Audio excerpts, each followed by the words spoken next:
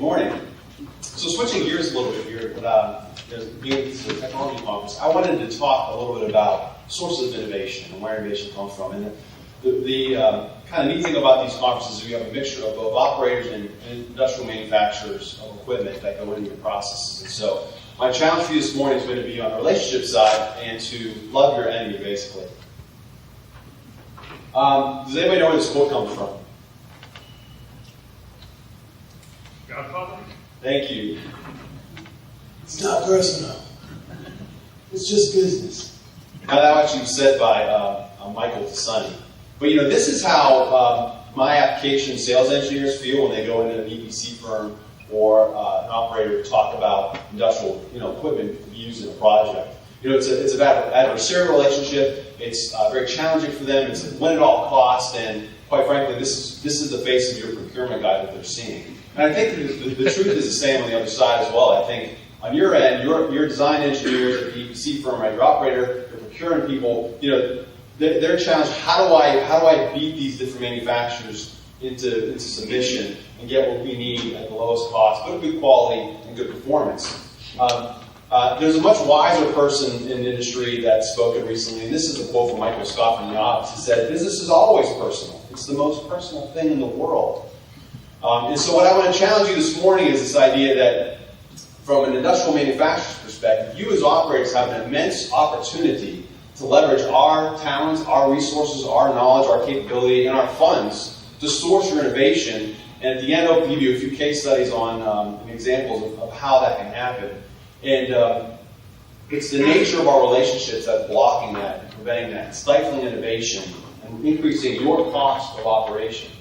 An interesting study by a university professor here in 2012, where, sorry for the misalignment here, but the discussion was what is the relationship look like from a contract perspective? It's very very cautious, very reserved, very secretive. We don't want to exchange information. We want to be able to hold that in and leverage it. It's a fight to win. How do we fight to win at all costs? And there's a lot of rules of engagement, right? Of what I can speak about, what I can't speak about, what I can share and can't share. And that is a stifles innovation. As a manufacturer of equipment, we want to help engage you in making your processes better. We give you equipment and techniques that will improve your processes. We know a lot about what you're doing. I'm an expert on process heat and control. You're not. You're experts at making chemical derivatives. My expertise is in a different area. The relationship needs to change. We need to look at each other in a way that brings an openness, open communication, something where I can explain to you some new technologies, innovations, things I'm thinking about that can help you without risk or fear that you're going to take that and leverage that against me with my competitors, and vice versa. How do you communicate to me your strategies, your innovations, what you want to accomplish that I can then use for my new product development in the future? So the relationship here has to change. This is a really interesting study from Zhao and Lavin in 2012 as well. And they looked at these 5 aspects on the left here of a relationship. And they found that trust and communication are critical, are vital to innovation. It's that higher level of knowledge transfer that's needed. And what they found, which I thought was very fascinating, is we talk almost exclusively of this high level of knowledge transfer of communicatable information, which is your data sheets, your specifications, your process maps, your P&IDs, and we give you back, our data sheets, our capabilities, our equipment features and options, what it can do, and that's very translatable. But underneath that, from an innovation perspective, that doesn't help anybody. All it is pull the two things together and get the equipment you need for your processes. What actually underneath all that from an innovation perspective is this idea of knowledge tacitness. And that is that gut instinct, that embedded information, knowledge you can't put on a piece of paper, you can't talk about in presentations or put on PowerPoints and data sheets. But the 20-year-old, 30-year-old experienced person in both your operating plant and my manufacturing facility that makes product, they know how to do things that we can't get out. And you cannot get at that kind of innovation, that level of thinking, and that value without a very trusted and communicative relationship. And unfortunately, we're not structured in such a way in industry, usually, to have that happen. Now, sure, there are relationships between operators and manufacturers that are pretty close, or technology providers that are close, and then you start to see that, right? They've worked together for a long time, and there is that openness and trust of, I can share with you some ideas and some information, and we can work on that together without fear of that coming back to bite you later or losing that competitive advantage. And that it's a step change in relationships, but it's also a step change in innovation opportunity. So that was a really fascinating study. And what I really want to think about is, how does that happen? That's why I want to talk about this at this forum, is because as a vice president of a manufacturing facility, and as high-level VPs and even C-level people at the operations facility, we're the ones that can make this happen. See, the procurement folks and the engineering folks down the lower functional levels, they're not actively trying to prevent this. But by nature of the relationships and how we go about business prevents that. And they don't have what they need as far as directives and measurements on how to produce this innovation for you. This is what you desperately want from us. But the structure is not, the relationship is not structured in a way that allows it to happen. And so what I want you to think about is, I'm going to have to leave a little bit early because I got to be back in the office in Pittsburgh tomorrow. I'm going to have a meeting. And, we might not get a chance to communicate, and you're going to finish my presentation, think, well, that was a really good idea. I like what Chris talked about. But a week goes by, you're busy in your meetings, you've got engagements, you've got things you're working on, problems come up, and then this idea kind of flows away, we're back to business as usual. And it's the C-level, VP level that we have to say, that we have to create an environment that allows for our people at the functional level to pull out this untapped source of innovation. Think about our new product development cycle. As a supplier or manufacturer, what do I do? Well, my sales guys come in every once in a while and say, hey, we got this great idea, we got this thing that we want to sell. And the marketing folks look at that and say, hey, that looks like a good idea, let's create a new product out of that. And the engineers go, okay, we can do that. And I might change a little bit here, I like this feature, I've heard about this before, this might be cool to work on. And what pops out at the end is this new product. And hopefully, as a manufacturer, hopefully we've hit the nail on the head. Hopefully, it produces sales. But I got to be honest with you, a lot of times it doesn't. A lot of times it's a dud, or it's kind of a minimal impact to the industry. And the reason isn't because we're stupid. The reason is because it was a closed system. We maybe did a little bit of market research, a little bit of feedback from you in direct or indirectly communication, through trade, through talking to our sales folks, etc. And again, some of the better manufacturers out there that are really world class do a much better job of this, I'm sure. There might be some of your companies in the room that do that. Dow will give you an example of that, I think. But in large part, a lot of us in industrial manufacturing equipment, we just do the best we can. And the reason is we don't really hear and understand what your needs are. We don't know what your strategies are. We don't know where you're headed. We don't really get a good feel for what your problems are on the plan. All we do is kind of guess at and get second-hand information. And so our product development, if we get lucky, we hit it right. But a lot of times we don't. And so oftentimes in marketing, I'm doing this. Boy, I hope this product sells, because next year I'm going to explain why it doesn't. So this is a typical new product development cycle. You may have seen this chart before. I think it's pretty amusing, but it also tends to be true. So this is what marketing suggests. This is what, as an industrial manufacturer, my marketing department is suggesting that you, the customer, you, the operator, need in your plant to perform better. My management approves this, however. They want to tweak it and get their fingers on it. Now, the sales department, right? This is what they sold. And of course, that's going to happen, isn't it? That's your experience. Now, engineering, they got the parts right. But it just didn't quite come out as we all expected, did it? Then we go to manufacturing. And things don't line up as engineering. Those engineers don't know what they're doing. They've never built this thing before. So then manufacturing tweaks it so it actually works, right? You get it right. And then finally, this is how you install it. And that's not meant to be overly critical, but as a manufacturer, this is where this I do see quite often. And everybody along the process means well. Everybody really is trying to innovate. But at the end of the day, this is what happens. And guys, this is what you wanted. This is what you need. So how do we improve on this process? That's really the discussion this morning. So another idea from a new product development perspective that I would challenge as operators is, at a high level, get more involved with your suppliers, your manufacturing equipment. We had discussions right here about this valve, right? Right, guys? And what they're really telling you is this. You're coming up with new technology, and they may have a valve technology or potential for valve technology that can increase your throughput, increase your performance, increase your efficiency, the reactor, the regenerator, on and on and on and on, including my heater. But when you're developing it, you're welcome. Yeah, I get a commission on that. When you're developing 10, 15 years ago started, these guys don't know anything about it.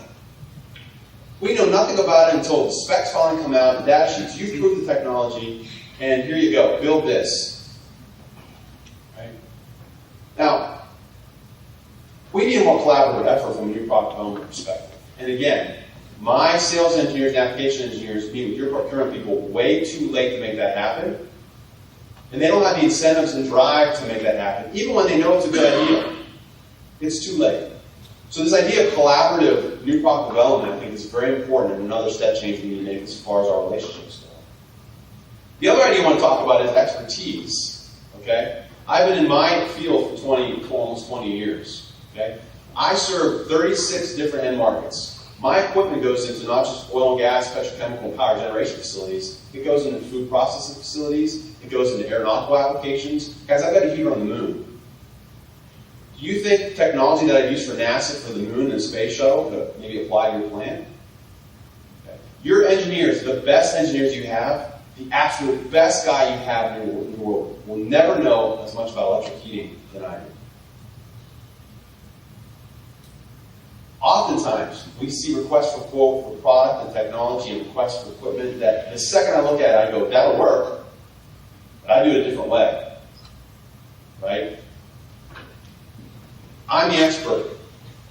Use what I have. Use my knowledge. I know more about the applications than you do because I've seen it not just in your plant, but everybody else's plant and in other industries with similar applications and similar plants. Like my product features, I know intimately how they operate, how they work.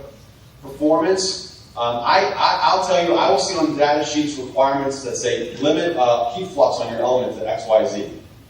I go, okay, your heater's going to cost 50% more than you need. There's no reason for that spec requirement. But somebody put it in there 10 years ago, 15 years ago, and it's always been there. And if you're a decent person guy, an engineering guy on that lower level, you might consider looking at options and go with it. But let me ask you a question. Have you ever had this scenario happen to you as a manufacturer or as the operator? So we come back and say, we have this alternative idea that'll save you 50% on your equipment. Because your specs, it's unnecessary, it's unneeded. Hey, that's a great idea. So we'll change the engineering, we'll change the data sheet on your side of the EPC firm, and what do? You submit the rebid. So now, what incentive do I have to offer up innovation and technology to you when you're going to just give that out to all my competitors as the next bid, and I'm screwed? See, nobody's intending to do this, but the reality is that the relationships we have and the way we're structured it, we stifle innovation. It's that simple. And so, at their level, the sales guys and the purchasing guys are doing everything they know to be right in the system we have. At the end of the day, it doesn't really produce the benefit that you're hoping for. And it's not that anybody's intending to do it, but my guy's got to make a sale to your folks. Let me give you another thought to think about. And this is, by means, no criticism on EPC firms at all. But let's say the EPC firm that's working for your project puts out a specification and comes to me to bid. Right? And again, I have an idea that, hey, I have a different technology or a different option, a different idea that you can use. It's going to cost 20% more up front. But you're going to make that payback on that incremental capital cost in 6 months. And by the way, my equipment's going to last for 15 years in your plant with minimal maintenance. And you're getting operating efficiency every single day of that operation. So the net impact to you as an operator is much, much better for this equipment. But the EPC firm, he's bidding on your project against other EPC firms, right? And all he knows is, if my cost is not low enough, I'm going to lose that job. So what incentive does the EPC firm have to come to you and say, I can increase your costs of the capital equipment, but over the long run, it'll be better for you. Now, if we're lucky, that benefit might come in installation costs, and he's got the C part of the contract, right? So he might actually consider that. But I've been in situations where he's just got the engineering, rate engineering procurement, and there's just zero incentive for him to help you get better. Not intentionally, he doesn't mean to do that, but that's the nature of the game. And so again, this presentation is really meant to open your eyes to some ideas, and I have a few general conclusions maybe, but I want you to think about how we can change at the high levels for our folks down below who just aren't going to be there to do it for us. You get back to doing what you do best, which is make money making chemicals. Let me innovate and do the best what I do, which is the process side of it in my piece. And all the manufacturers here can help you with that. And by the way, be careful about the idea of, I've got a few suppliers that have big pieces of equipment in my plant that can help me, and the other guys are sort of small peanuts, commodity. The valve guys don't want to hear the commodity. I don't want to hear the heater guy on the commodity. The piping guy, certainly, he probably is a commodity, but you get the idea, right? You think there's an innovation in materials or in valving, in instrumentation, etc.? So what do we have to do differently? Well, here's let me look at this interesting study here from Harvard Business Review in 2009. So look on the far left. This is what you want from our salesperson, basically. You want him to be, number one, most important, subject matter expert, and number two, understand your business and your industry. That's what you want. That's what the study found. And sixth on the list was he's got to represent himself well. He's got to have social communication skills. Now, this is the column that says, this is what I think you want. Okay? Notice, number one, I think most important of all things you get from me and my guys walking and talk to you is professionalism. That's what I think you want. That's only number 3 on your list. I got this one right. Understanding your business is pretty important. So I got that one right. I perceive that that's what you want. The subject matter expert dropped down here number 3. And I'm holding social communication skills more important than you really, than they are for you. This is what I think. But now look what I do when I hire my sales engineer or my sales rep. What's number 1? Boy, he's got to look professional. He's got to communicate well. That's on my HR list of how do I rate my interview. That's number 1. That's on. I'll bet that's on every single one of your interview forms when you hire people. But look, if the guy comes in with a little bit messed up hair, he's kind of wild all over the place, but he's got great ideas, you want that guy. But that's not who I'm hiring. Subject matter expert is, I'm still hiring that as an important feature, as you can imagine, but it's dropped down. And look down here, understanding your business is all the way down to 5. So even from an HR perspective, we have opportunities to change how we hire people, to get the right people to bring innovation out. That's this untapped tacit knowledge that's not captured and used. And Mike Neal mentioned this yesterday with regard to KPIs in his presentation. This is a list of some common KPIs that your procurement people on the EBC side or maybe on the operator side would have, right? Does anybody not recognize these? Purchase dollars as a percent of sales dollars. Purchase employees as a percent of the company employees. Purchase dollars per active supplier, right? These are all great KPIs. Boy, with cost of purchasing, cost avoidance, cost reduction, every single one of your guys has these KPIs and they're measured to them, and that's how they're rated for performance, for salary, for reviews. Now look at it again through my lens. Purchasing dollars is a percent of sales dollars. Well, if you have to get the least amount of money spent on equipment to operate, why would you buy something that costs 20% more to save you in the long run? Okay, that's a barrier to innovation, and you're going to realize from the KPI. Purchasing employees as a percent of company employees. Great job, purchasing manager. You reduced your headcount over the last couple of years from 5 purchasing people to 3. You saved the company $200,000 in the bottom line from salary and benefits. Good job. Great job.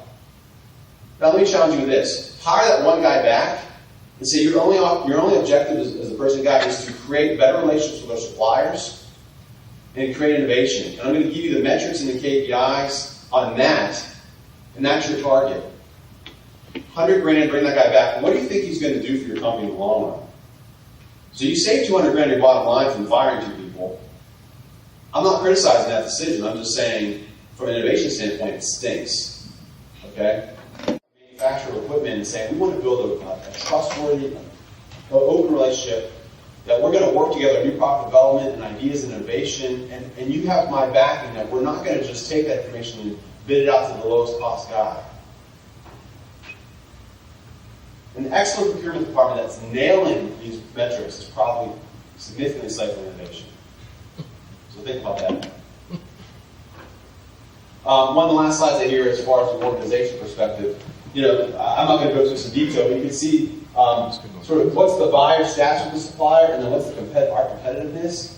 And this is I'm buying pipe from a guy who's 5 cents cheaper, right?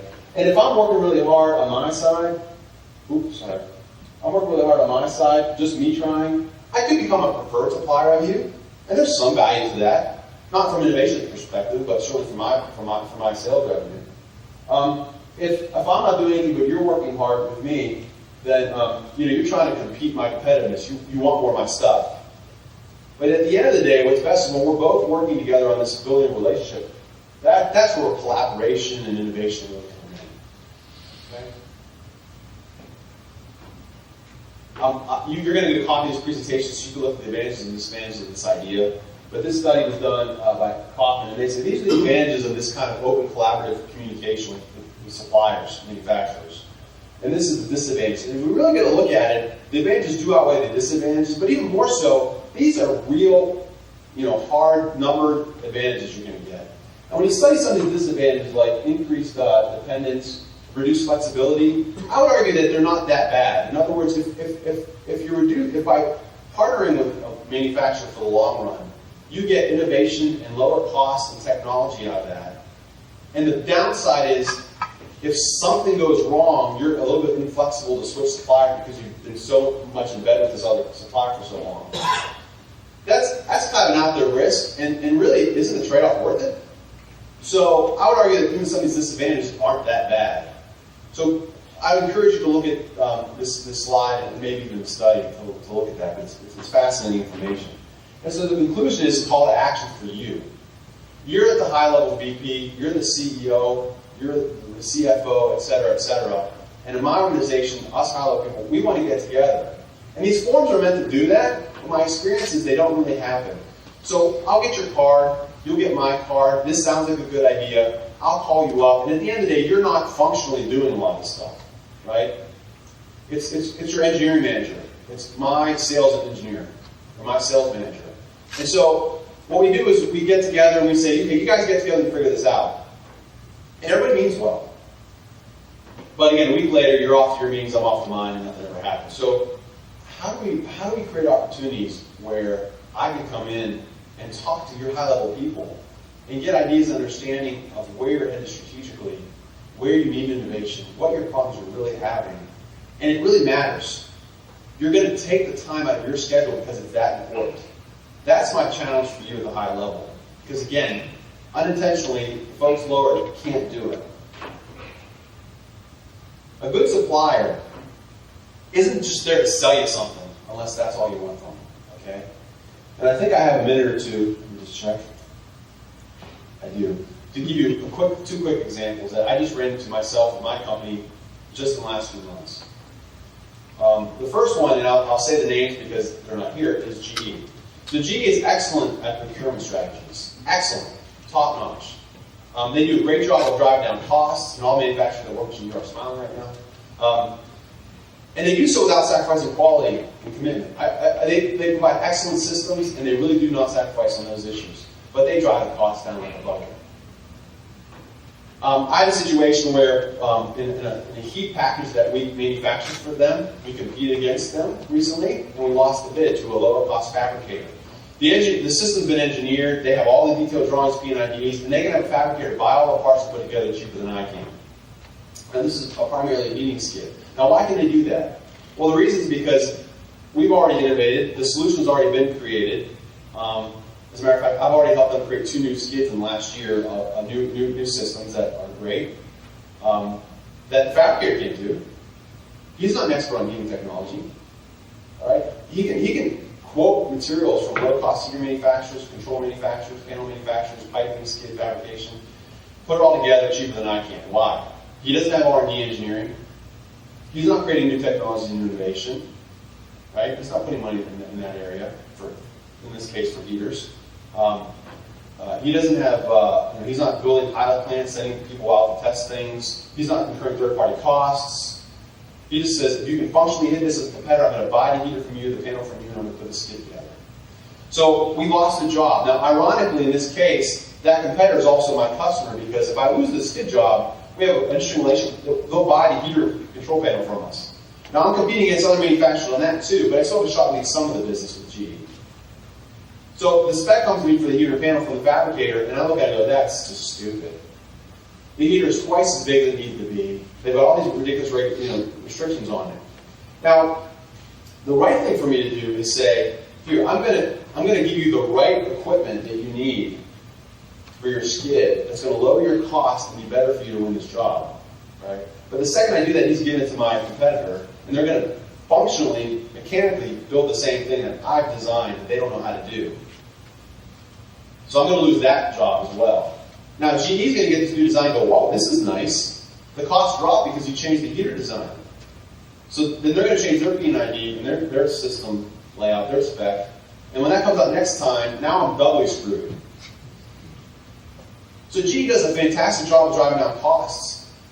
But that's a perfect example that I ran into just a few months ago on how the system ain't working from an innovation standpoint.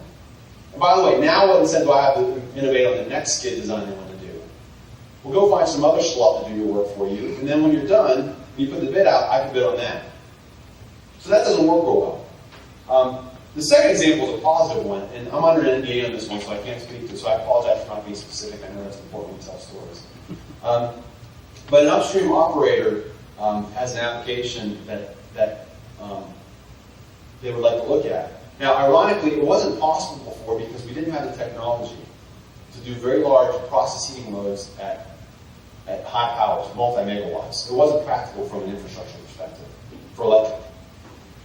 But we came out with a new technology 2 years ago called Direct Connect Medium Voltage, which enables our system to run at medium voltages, which tremendously reduces installation and operating costs of the life of the equipment. It costs more to buy, but but more importantly, it opened up the opportunity to sell equipment like that. So 5-10 megawatt heating systems, electric, some of you are like, why would you do that? Well, let me tell you, there are applications out there, but it wasn't practicable. Now it is. Right? Now it is. So one of the justifications I had 5-6 years ago to develop this technology, we said, well, how could this be used by industry in oil and gas, petrochemical? We came up with an application that would justify why they would buy a 10 megawatt system from us, electric. So my sales guy went in and tried to talk to their engineering folks. And the idea was kind of interesting, but it went nowhere. So 5 years down the road, I get a call from an engineering firm who's got this great idea. Fantastic idea. Can you guys do this? Yeah, we can do that. And by the way, we have this medium voltage technology that would be really great. It would save you money. Oh, that's fantastic. So we'll work with them now. So with a few $1 million investment per installation, they can increase their throughput 10%. So I know it's going to work. And I know what's going to happen is there's going to be, this awesome opportunity for them and hopefully a lot of sales for me to sell a lot of different systems, tens of millions of dollars to manufacture, a small manufacturer, a lot of money. And the funny thing is, we had that idea 5 years ago and nobody would listen. I'm dead serious. That was on the list of our justification, our management, why to spend the money in R&D. It was right there the whole time. And the low-level guys, they couldn't make it happen. Nobody would listen. And then they come to me, and of course, the engineering firm, no discredit to them. They're going to get all the credit in the world for coming this new tech, this new process, this new innovation, they'll license it, whatever they're going to do. Guys, the manufacturers that operate with you daily, that you work with daily, have tremendous untapped potential for innovation and technology. And all we need is to open up the communication lines and build better relationships. So that's it. There's some references there for you. And with that, I'll turn over to any questions. Thank you. Great. Any questions? Raise your hand. State your name and who you're with. Jack Rogers, I'm Vice President of Business Development with Vega. Very good presentation. we're in the instrumentation business, and I would add another component of complexity to the model is process designers. And we're actually trying to work with process designers because many of the systems that are installed in end user plants are really coming from their designs. And so we have certain technologies that are very interesting to process designers, but as you indicated, there's other technologies that are considered commodity. And the only way that I see that we can benefit would be to have innovation to the level where you're actually patenting technology. So I totally agree with your situation because we've experienced it firsthand. Great comment. And, I didn't get any issues with sort of intellectual property. That's one of the big bugaboos here, right? For sure. And that's where the findings in the earlier report say, trust and communication. Trust is the number one issue for just that reason, IP. I signed an NDA with this company I just talked about in my example here because I really don't have a relationship with it, and I don't know that I can trust them. I'm still a little bit nervous about once they figure this out, and I don't think they will, by the way, but is there a chance that they'll try and spec it out to the lowest manufacturer? Now, I'm okay in this case because I have the technology nobody else in the world has, so they're screwed. I'm just kidding. But if it was sort of not patentable or not so far advanced that other competitors can't figure it out or copy it, then that's a huge issue. Yeah, thank you for that. Any other questions, comments?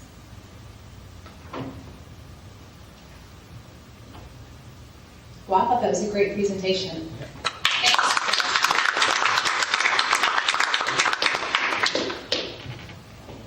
With that, that's going to conclude session 1, the opening session. We're going to take a 30-minute break. So join us over in the expo hall, mix and mingle, network with people. We do have the attendee list that we offered yesterday, name, title, and company at the front desk here with the registration staff. Please pick one of those up.